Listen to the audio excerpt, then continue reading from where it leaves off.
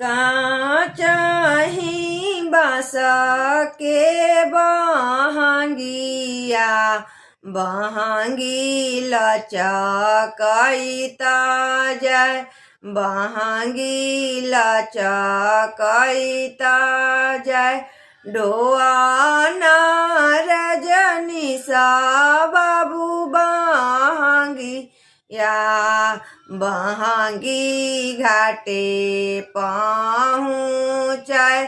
बहंगी घाटे पहुँचाय बाट जे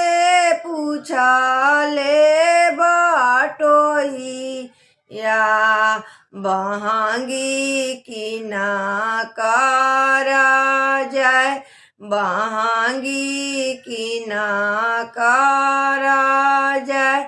आंधार होइबे रे बटोहिया काया कोढ़ी होई जाय काया कोढ़ी होई जाय छठी मैया जाले नाई हरावा उना कर जाहन सनेस उना कर जाहन सन।